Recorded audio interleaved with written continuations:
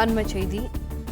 கோவை சூலூர் சிறுமி பாலியல் வன்கொடுமை செய்து கொலை செய்யப்பட்ட வழக்கில் கைது செய்யப்பட்ட 2 பேர் மீது குண்டாஸ் பாய்ந்துள்ளது. அண்மை செய்தியாக பார்த்து வருகிறோம். கோவை சூலூர் சிறுமி பாலியல் வன்கொடுமை செய்து கொலை செய்யப்பட்ட வழக்கில் கைது செய்யப்பட்ட 2 பேர் மீது குண்டாஸ் பாய்ந்துள்ளது. கோவை சூலூர் சிறுமி பாலியல் வன்கொடுமை வழக்கில் கார்த்திக் மோகன்ராஜ் எனும் 2 பேருக்கும் குண்டாஸ் சட்டம் பாய்ந்துள்ளது. அண்மை செய்தியாக பார்த்து வருகிறோம்.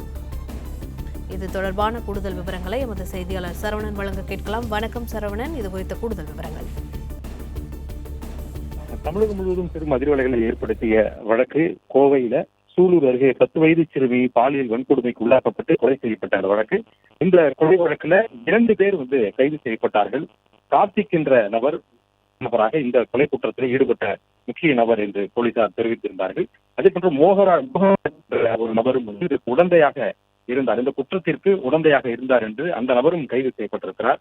இந்த நபர்கள் இந்த இருவருமே இந்த சம்பவம் நடந்த அடுத்த ஒரு 24 மணி நேரத்திற்குள்ளாக கைது செய்யப்பட்டார்கள்.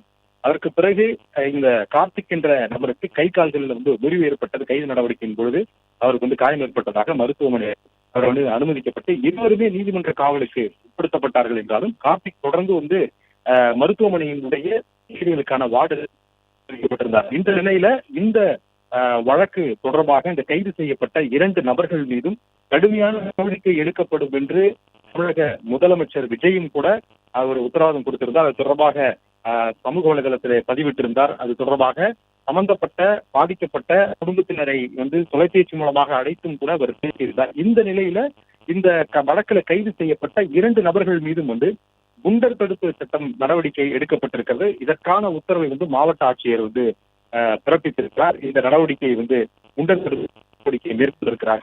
குண்டர் தடுப்பு சட்டம் பாய்ந்தால் 1 வருடம் வரை பிணை கிடைக்காத அளவிற்கான சிறை அவர்கள் தொடர்ந்து சிறையிலே இருக்கக்கூடிய ஒரு நிலை வரும்.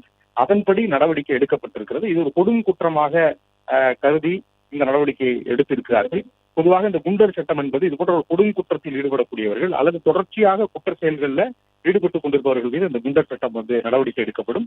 அதன் அடிப்படையில இது ஒரு கொடும் குற்றமாக இருப்பதனால் இந்த நபர்களை உடனடியாக பிணையில் வெளிவர முடியாத அளவிற்கான ஒரு நடவடிக்கை தான் இது. அதன் அடிப்படையில இந்த குண்டர் சட்ட நடவடிக்கை என்பது எடுக்கப்பட்டிருக்கிறது. 2 பேர் மீதுமே இந்த வழக்கில் கைது செய்யப்பட்ட 2 பேர் மீதுமே குண்டர் தடுப்பு சட்டத்தின் கீழ் நடவடிக்கை எடுக்கப்பட்டிருப்பதாக தெரிவிக்கப்பட்டிருக்கிறது.